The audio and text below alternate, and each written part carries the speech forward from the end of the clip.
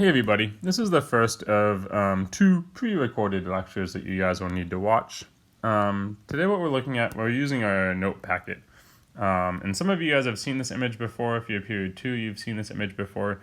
If you're period 1, you haven't seen this image before, but this is kind of what we're looking at today, is we're going to be looking at muscle energetics. And what we're going to be looking at with muscle energetics is how and what sources provide the energy for our muscles, and why are these differences there? If you take a look at each of these chicken breasts or turkey breasts or duck breasts or goose breasts, you can obviously tell that there are structural differences with them and color differences. This is a whitish pinkish color, and this is very much reddish. And if you read the caption underneath, you see that the red muscle contains more mitochondria and more myoglobin. We're actually not going to talk about myoglobin today, but today we're going to be looking at, where this energy comes from, how long these birds can fly for, and what are they powering with it. This kind of ties into our previous lecture when we looked at the different types of muscle fibers, and we looked at whether or not they have type 1, type 2A, or type 2B fibers present. And what we're going to be looking at today is how long are we trying to exercise for? And so what we have here is we have an image of a woman who's running, and we're going to figure out for how long she is running for. And on the image in blue, this is going to be short intensity exercise. And that definition of short intensity exercise is going to be less than, 1 minute. And anything longer than that, we're going to call prolonged intensity, a prolonged duration.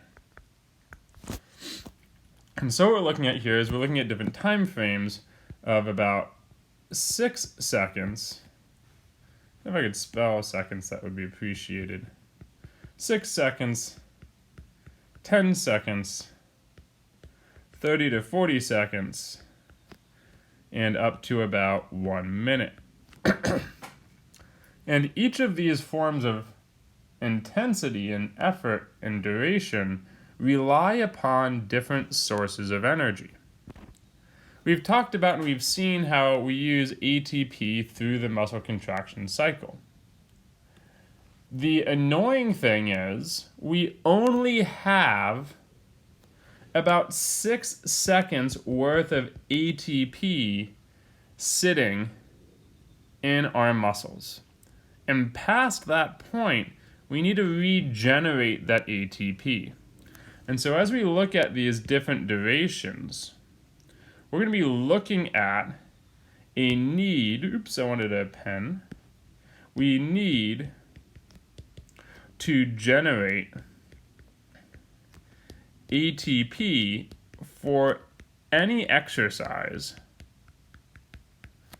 lasting more than 6 seconds, which you're probably thinking is like all exercise.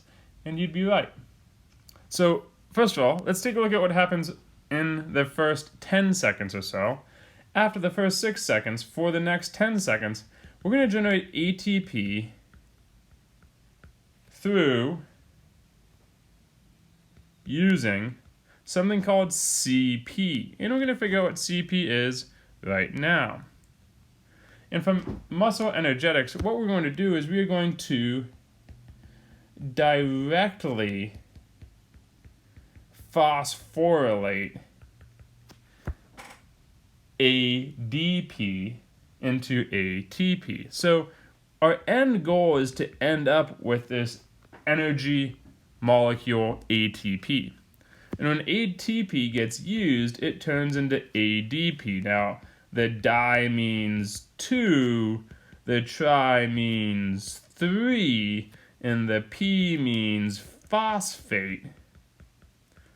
So what we are doing, I need to clean that up just a little bit. What we are doing is we are directly adding a phosphate from a different molecule, and that molecule is that one that I just referenced as CP. CP stands for creatine phosphate. And some of you guys may have heard about creatine, like, oh, I can take a creatine supplement. Is that the same thing? And I'll talk about that in just a little bit. And so what happens is that creatine phosphate donates its donates its phosphate directly to my used energy molecule to make a new ATP that can be used in muscle contraction. And so this uses no oxygen. It produces one new ATP and provides about 15 seconds of energy.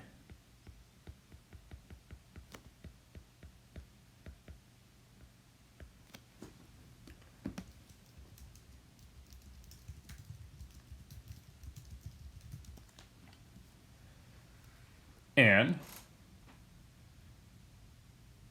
that's how we can provide enough energy in the short term to get us through that first 15 seconds or so of exercise. The second bout, the next 30 or 40 seconds after the first 15 seconds, we rely upon anaerobic respiration. And what happens in anaerobic respiration is that we use our energy source of glucose, and from glucose we form ATP. So we take glucose and we convert it into this molecule called, or we go through this process, called glycolysis. This is our process, glycolysis. And you may recognize some root words in there. Lysis means to break. And as you break apart that glucose, you generate 2 ATP. But along the same pathway, you also produce something that we don't want, which is pyruvic acid, which then gets produced into lactic acid. And this, actually, I'm going to correct myself. It does not make lactic acid. It makes this molecule called lactate. That lactate gets released into the blood. And this happens when there is little oxygen. So these little red circles are O2. And this uses no O2, and it only produces 2 ATP. And it provides about 40 seconds of energy. So that's a lot better in that it lasts a little bit longer. The bad thing is we end up with this lactate. And some of you guys are like, is that the same thing as lactic acid? No, it's not the same thing as lactic acid. It is similar. You may have heard about lactic acid. Lactic acid and lactate can be thought of in terms of the same thing, but if you're to be nitty-gritty, your body isn't actually producing lactic acid. The molecule is called lactate. And for people who are particular about this, they get grumpy about it. So I'm just trying to teach you the right things. And that gets us through the 30 to 40 seconds, where we break down glucose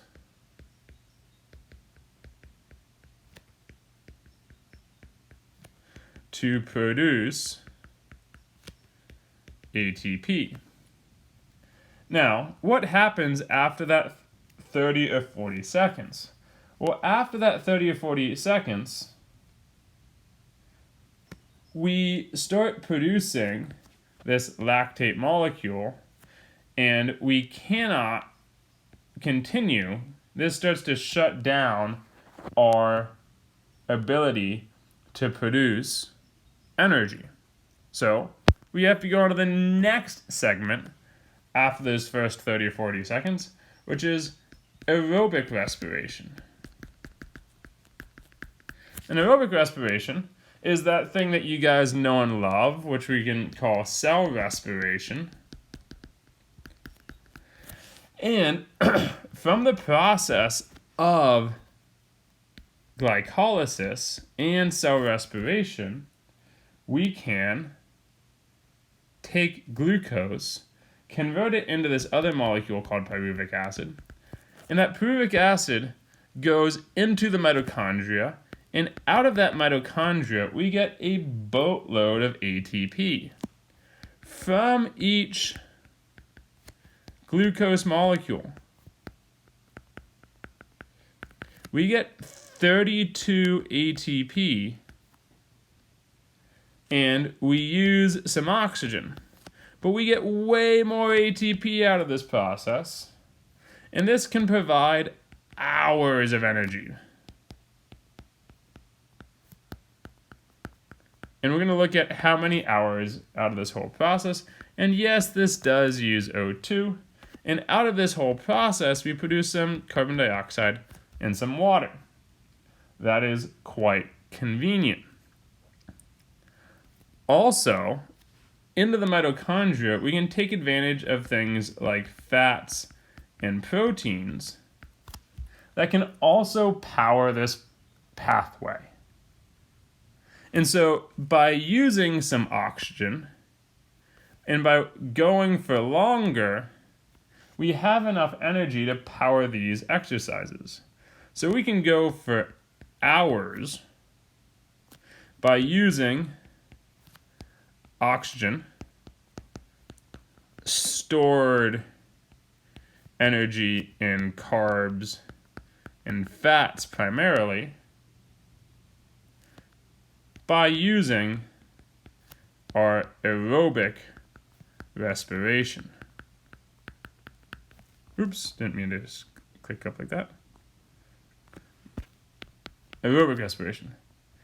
These shorter intensities consume ATP too quickly.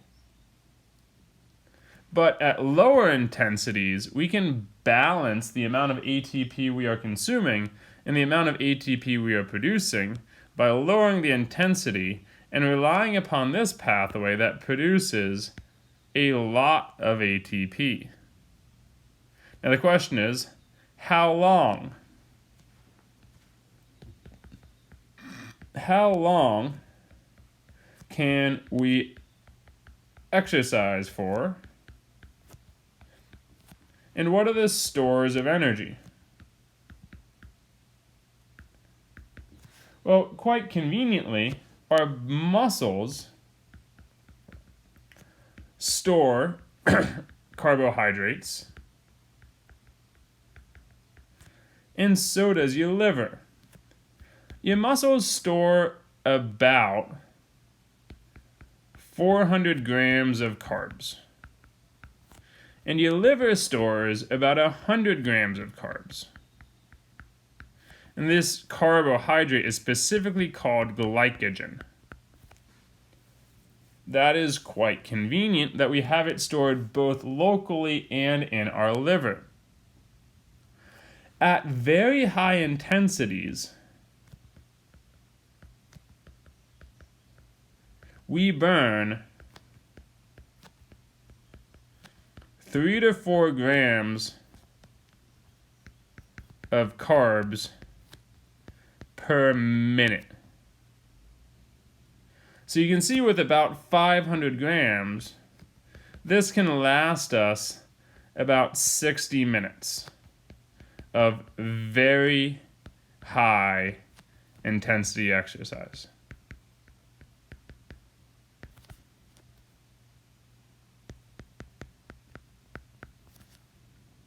This can be improved. How can this be improved? Well, one, you can carbo load. This is a real thing. You increase stored carbohydrates. And you can bump this up to 600 or 700 grams of stored carbohydrates, and obviously the larger the person is, the more they will have stored. The second thing that we can do is we can eat during exercise. And your body can handle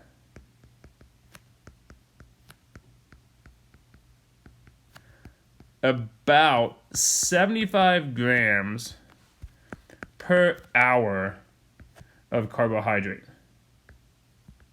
consumption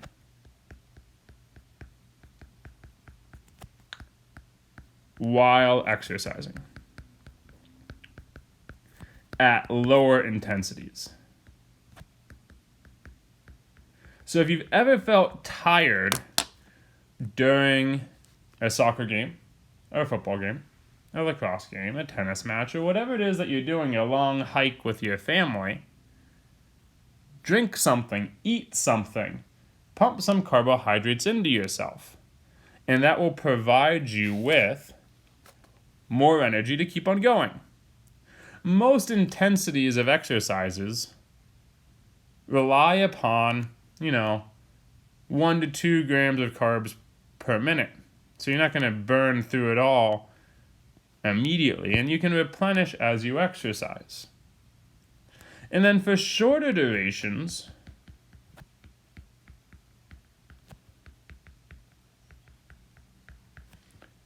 taking a creatine phosphate supplement does increase stored creatine. Not significantly, but you may have heard of taking creatine as a supplement. This is what it does. It provides short-term energy boosts so you can, stay more energetic, so your workout becomes more complete. And so that is a big deal. That you can, work out for longer, you can work out for harder, for these short bursts of energy. And the last thing that I'm going to note is post-exercise. It is very important to consume complex carbohydrates within about 30 minutes of finishing. And the reason why is we want to replace all of those carbohydrates that you used while working out. And during this 30-minute time frame, your body is very receptive to carbohydrates that you eat to replace the ones that you used. Your body is very good. After that 30-minute time frame, your body's effectiveness at replacing carbohydrates back in the muscle and back in the liver decreases quite significantly. It doesn't drop to zero. So if you eat, a peanut butter and jelly or a potato or a bagel, or you have your after workout shake at minute 32, no, it's not the end of the world. But you don't want to wait like an hour or 2 hours after exercising to eat. I don't know why people do that in the first place. I am ravenous after I exercise. I am hungry. But after you exercise, it's important to eat to replace those carbohydrates that you just burned during your exercise. Now, to get back and to return to this image, which is where we started, recognize that for longer duration exercises, we are using mitochondria. Mitochondria rely upon oxygen, which means we need blood to flow, which means we need, arteries and veins and stuff. And then if you go back and you look down here, well, hey, check out this goose. Geese migrate. They fly for hours. They poop on your lawn. They're kind of annoying. But because they fly for so long, that means they're relying upon this last pathway to generate their ATP, which means they have lots of mitochondria and they have lots of arteries and veins. Compare that with a chicken. a chicken, will scurry around and fly for short durations, this chicken is only doing short intensities and not relying upon mitochondria for their energy source. And because of that, they have fewer mitochondria stored, less vascularity, less arteries and veins, and so you end up with a lighter colored piece of meat. And we can tie this all the way back into those earlier discussions on muscle fiber type. We're looking at here primarily type 2A and 2B, and we're looking at here primarily type 1, slow twitch, fast twitch, relying upon carbohydrates, relying upon creatine phosphate as their energy source. Our next lecture, is going to be talking about myoglobin and one more really cool adaptation that muscles have that I've touched upon briefly. And we'll also look at what it takes to get stronger and how we respond to exercise. That's it for today.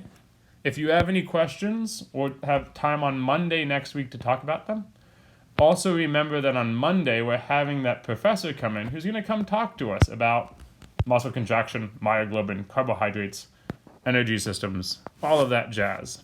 And his name is Dr. Greg Grosicki. We'll talk to him on Monday.